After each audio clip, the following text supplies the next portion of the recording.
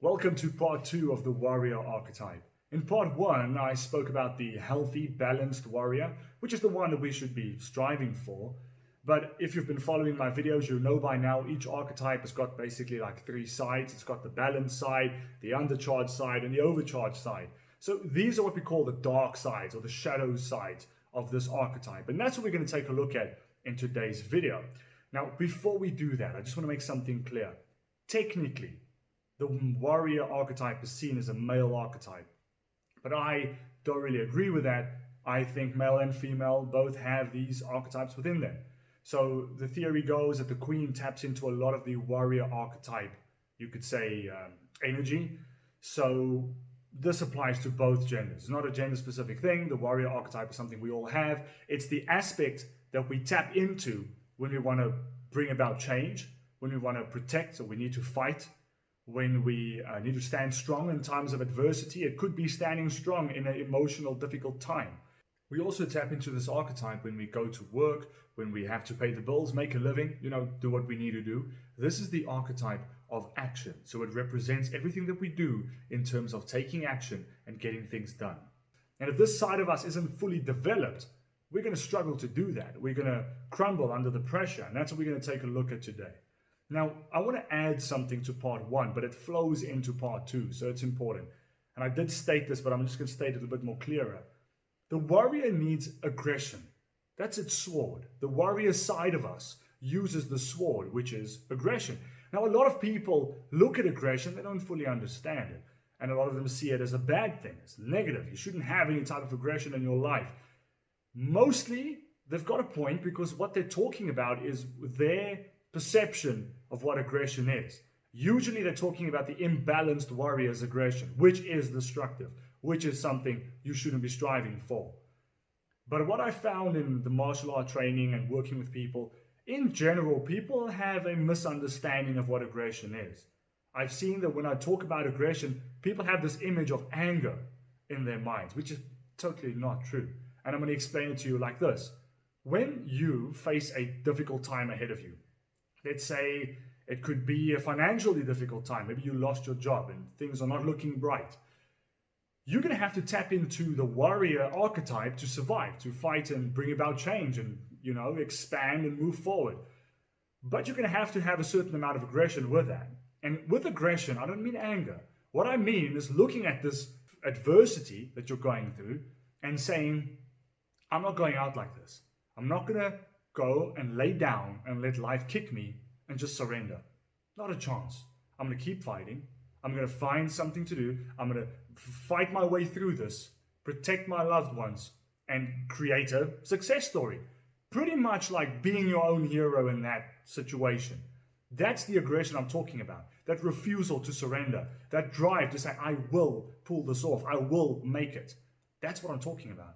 If you don't have that amount of aggression, like you don't have aggression at all, you become a pushover. You become somebody just does with you whatever they want. You become easily manipulated. You don't stand strong. You run for the hills when things go bad. You can't stand up for yourself. So that's bad. But so is the opposite side. If your aggression is not under control, it becomes destructive. You hurt people around you. I always explain it, think of it like a volcano. A volcano erupting and exploding. That's what most people see aggression as, which is the imbalanced version of it. That means you don't have your aggression under control, which is a bad thing. So for example, same situation, you're in this financially difficult time. You're like, okay, I'm going to use my aggression to solve this. So you go in and you act like a volcano, destroying things around you, causing more harm than good. That's not good. The aim of the balanced warrior is to control their aggression. Like a laser. Your aggression is your sword. So you either, if you're on the undercharged side, your sword is like a toothpick. You're not going to really use that to do anything. If you're on the overcharged side, your sword has got no master. Your sword does whatever it wants. You hurt people without meaning to, because that's what happens. The goal is to control your aggression because it is your weapon. Your aggressive approach gets things done. And certain tasks demand aggression, demands perseverance, the warrior mentality. Think like Spartan mentality. Like if you've seen the movie 300, think of it like that, the warrior energy that you need to do some stuff in your life to protect your loved ones. So that being said, the second part I want to touch on, the warrior is an archetype of destruction. Now, once again, a lot of people are going to be like, that doesn't sound too good. Well, it depends what I mean by that. What I mean by that is the warrior, we tap into this archetype to destroy, to bring about change. So I'm going to give you an idea. It sounds very hectic, but it's not what I mean. What I mean is this. You're in a toxic relationship. In order to get out of that relationship, you're going to have to tap into the archetype of the warrior to destroy, to stand up for yourself so that you can get out of it, so that you can create the space for something new. You see? Another thing could be breaking a habit. You've got a habit that you don't want. It's a negative habit. In order to destroy that habit, you're going to have to tap into the warrior archetype. Once you destroy it, you make place for something new. So it's a positive sense of destruction. I don't mean it in a negative, toxic, or bad way.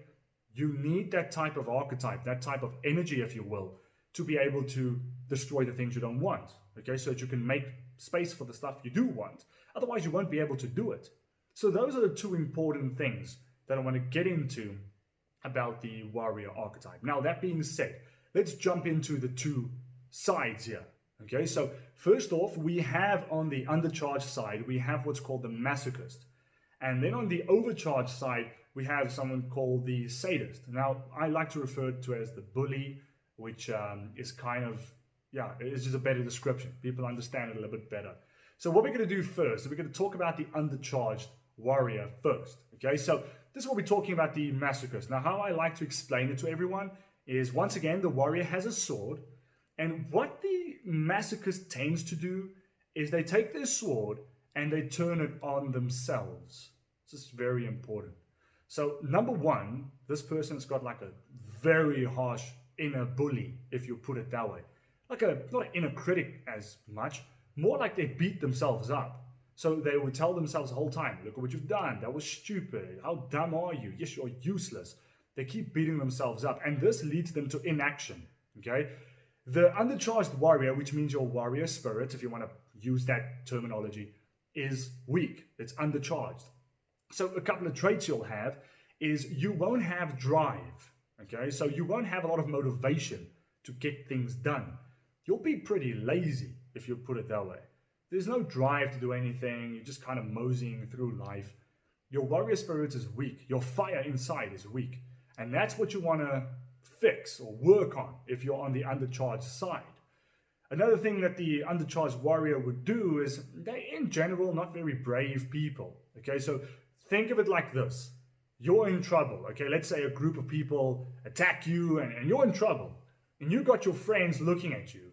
And one of your friends is just like, okay, you know what? Peace out. I didn't sign up for this. I'm out. And they leave. That would be the behavior of an undercharged warrior. Okay, they remember, obviously it depends on the situation, what, but the point is, they usually run away from adversity, okay? They're usually not people who would take the risk and say, you know what, I have a warrior spirit, I have my honor, I have my pride, I have my loyalty to those around me, I will stick through and I will fight side by side with you, back to back, we'll make it through this. They don't usually have that mentality. They usually abandon to look after themselves. So some people refer to as, with the masochist, they refer to it as the coward. So you've got the coward and the bully, which I kind of like because it just sums it up a bit better. So the coward does cowardly things. They don't look out for others. They look out for themselves. And if things go bad, they just pull back and they're like, okay, you know what, I'm going to save myself. Good luck, guys. And on the surface, they would manipulate the situation to make it look like that's not the case. But on a deep level, that's exactly what's going on. So they would pretend like they care and like, oh man, I'll help you, as long as they don't have to give something up, as long as they don't have to be in the firing line. That's what they tend to do. Another thing the masochist or the coward tends to do is they would avoid conflict and they would avoid these type of situations like adversity and to stand up for themselves or for someone else. If someone gets in their face, they'll just back down, let the person bully them, and they'll say, oh, but it was the right thing to do. Sometimes it is, but they would use this as a scapegoat for not standing up for themselves. Their sword is too weak to fight it, so they kind of use this as an excuse. That's another thing that this person would do.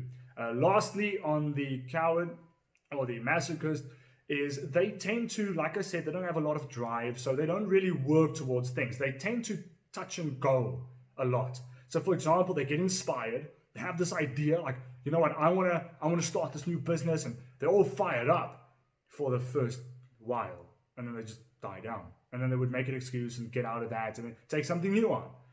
They don't have that perseverance, that determination, that focus, that aggressive approach to get things done. They don't really have that. So their fire dims out quite quickly, if you understand what I mean. So they're not very persistent. They're not very focused on getting things done. They don't have that laser-like focus. I like a quote from Bruce Lee that says, "The warrior is the average man with laser-like focus."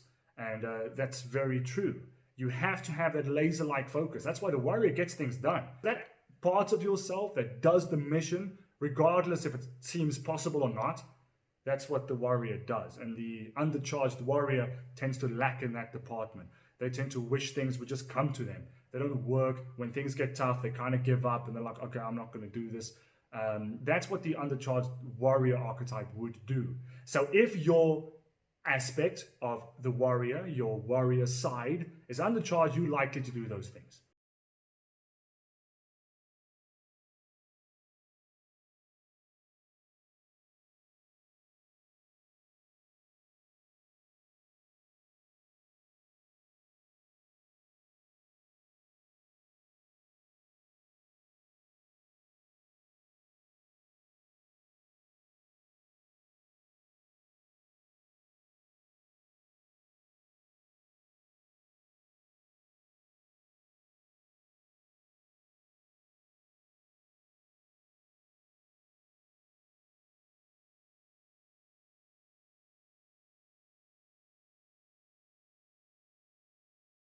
Now we're talking about the overcharged warrior, which we said is the sadist or the bully. Now, just like I said, the masochist takes his sword and turns it on himself. The sadist or the bully does the opposite. They take their sword and direct it at others. The problem there is pretty much your sword has got no master. Your sword does whatever it wants. So you hurt people, you're insensitive. A couple of things people will accuse you of, and I see this a lot in my field. We tend to push ourselves excessive into the warrior side to protect ourselves. We usually do that as like a defense mechanism, but we do this to protect ourselves. So we become super hard. You usually see this change in people when they go through a difficult time, like someone cheats on them or something like that. They swing to the extreme to say that won't happen again. So they become excessive, right? So a couple of things that people will say about you is, number one, that you're too serious, too intense. You are insensitive. You're too hard, too cold. You kind of find a general dislike in softness in others, or weakness, or vulnerability. You don't like it. So especially when people like kind of show emotion, you don't like that. You know that kind of thing about suck it up, man. It's not that bad. Yes, there's a time for tough love. There's a time to suck it up. But that would be your default response to any type of, you could say, emotional situation. You don't really understand it. Emotions in general make you kind of uncomfortable. So when people cry in your presence, it's just, you don't like that. And there's a whole reason about it, which I'll go into in the future, but not here. But the point is, that's the kind of traits you'll have. You'll be remember, you've got the traits of a warrior, but it's too much.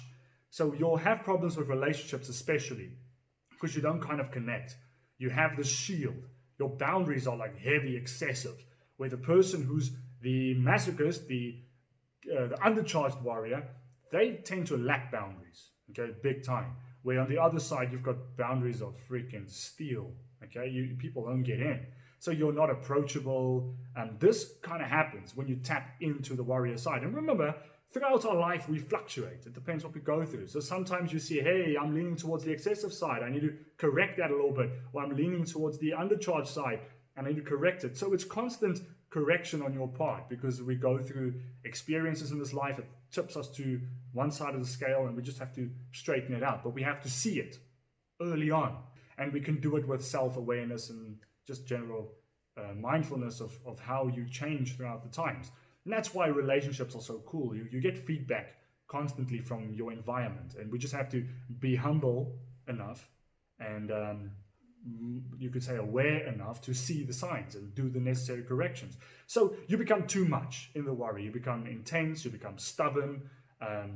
For example, a lot of people in the excessive side, they become workaholics. They just push all the time. They work themselves to death and then they sleep an hour and they go back to work. They just work.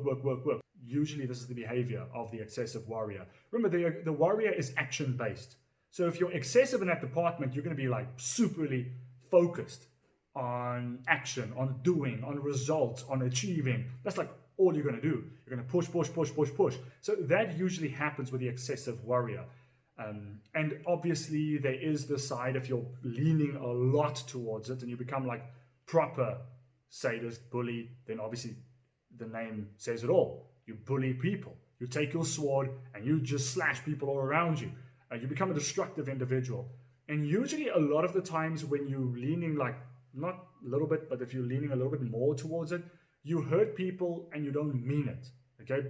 The thing is, you're so disconnected from your soft side that you don't have compassion, you don't have empathy, you don't understand when people go through tough times. So your behavior kind of hurts them without you trying to hurt them, just by being too hard. You're just too harsh, you know? And then yes, you would use the excuse and say, but I'm an honest person, I'm a straight shooter. Look, there's a way to do it and a way to not do it. A lot of times you become too straightforward and that hurts people, you know? We have to understand that people have feelings and we have to respect that, and we have to, you know, say things in a way that's the most respectful.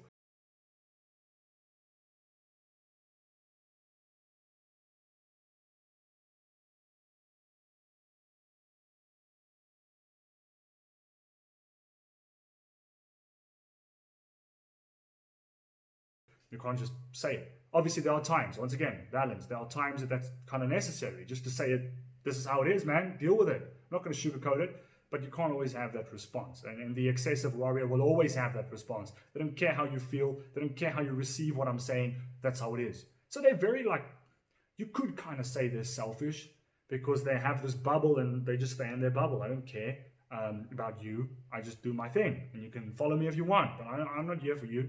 So they're very self-centered.